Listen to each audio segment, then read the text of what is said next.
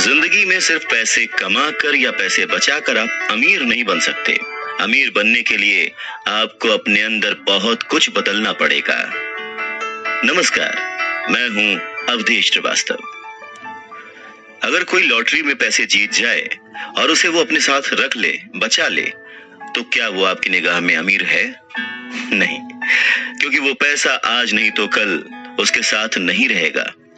अमीरी एक सोच है, एक जीवन शैली है, एक नजरिया है, और आपको हमेशा अमीर बने रहने के लिए अमीरों की तरह ही सोचना पड़ेगा, खुद को इंप्रूव करना पड़ेगा। और इसी बात को रॉबर्ट टी कियोसाकी के रिच डैड एक कहानी के माध्यम से उन्हें समझाते हैं। वो कहते हैं कि जापानी लोग 3 ताकतों को मानते थे: तलवार की ताकत, रत्नों की ताकत और दर्पण की ताकत। तलवार हथियारों की ताकत का प्रतीक थी। अमेरिका ने हथियारों पर खरबों डॉलर खर्च कर दिए और इसी कारण वो आज विश्व में सबसे ताकतवर देश है। दूसरी ताकत रत्न यानी के पैसे की ताकत का प्रतीक। इस कहावत में कुछ तो सच्चाई होगी। ये स्वर्णिम नियम याद रखो, जिसके पास स्वर्ण है वही नियम बनाता है। तीसरा, दर्पण, शीशा, आत्मज्ञान का प्रतीक है। जापानी कहानियों के अनुसार ये आत्मज्ञान बाकी दोनों ताकतों से ऊपर है। गरीब और मध्यम वर्गीय लोग अक्सर ही धन की ताकत से नियंत्रित होते हैं। वो सुबह सुबह उठते हैं और नौकरी करने के लिए भागम भाग मचा देते हैं, बिना खुद से ये पूछे कि क्या ऐसा करना समझदारी है।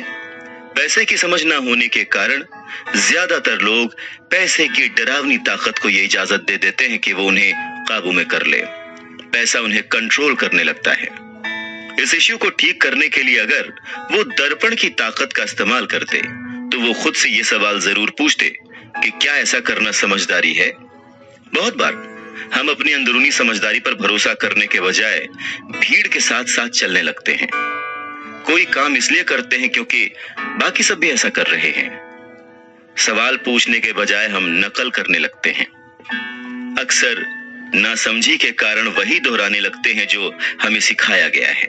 और इस तरह के विचार कि आपका घर आपका सबसे बड़ा एसेट है, आपका घर आपका सबसे बड़ा निवेश है, अगर आप ज्यादा कर्ज लेते हैं तो आपको टैक्स में ज्यादा छूट मिलेगी, अच्छी नौकरी, सुरक्षित नौकरी खोजो, गलतियां मत करो, वगैरह वगैरह। तो ऐसी चीजें हम भीड़ की बात सुनकर करने लग जाते हैं, खतरे नहीं उठाते। दूसरी जरूरी बात, ऐसा कहा जाता है कि ज्यादातर लोगों के लिए मौत से भी डरावनी चीज होती है भीड़ के सामने बोलना, उन्हें एड्रेस करना।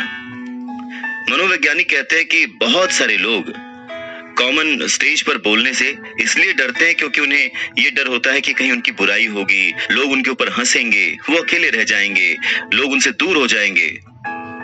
सबसे अलग होने का डर या अकेले रह जाने का डर ही वो सबसे बड़ा कारण है जिस वजह से बहुत सारे लोग अपनी समस्या, अपनी प्रॉब्लम्स को सॉल्व करने के नए नए तरीके नहीं ढूंढते, बस भीड़ के साथ चलते चले जाते हैं। इसीलिए रॉबर्ट टी कियोसाकी कहते हैं कि उनके रिच डैड की तरह ही उनके पुअर डैड ने भी उन्हें बहुत कुछ सिखाया है। और उनमें से एक जरूरी बात यह थी कि क्यों और किस तरह से जापानी लोग दर्पण की ताकत को, आईने की ताकत को सबसे ज्यादा इंपॉर्टेंस देते थे। क्योंकि जब इंसान आईने में खुद को देखता है तभी उसे सच्चाई का पता चलता है। और ज्यादातर लोग खतरा मत उठाओ इसलिए कहते हैं क्योंकि वो खुद से डरे हुए होते हैं। ये किसी भी चीज के बारे में कहा जा सकता है, जैसे खेल में, रिलेशनशिप्स में, करियर में, पैसों में, वगैरह वगैरह। और सबसे इंपॉर्टेंट बात यह कि आईने में देखकर आप खुद से झूठ बोल सकते हैं क्या? रॉबर्ट टी कियोसाकी इस बात का जिक्र यहां इसलिए करते हैं क्योंकि भीड़ के साथ चलने में और पड़ोसियों की नकल करने में, उनके ऐशो आराम की नकल करने में बहुत सारी दिक्कतें आती हैं। पैसों की समस्या पैदा हो जाती है। वो उनका तरीका है, वो उसे अफोर्ड कर सकते हैं, पर जब हम देखा देखी बिना सोचे समझे नकल करना शुरू कर देते हैं तो हम समस्याओं से घिर जाते हैं। और तब हमें जरूरत होती है आईने की, जो हमें ये बताए हमें क्या करना चाहिए, क्योंकि बेसिक रूल तो वही है, आप पैसे के गुलाम नहीं हैं।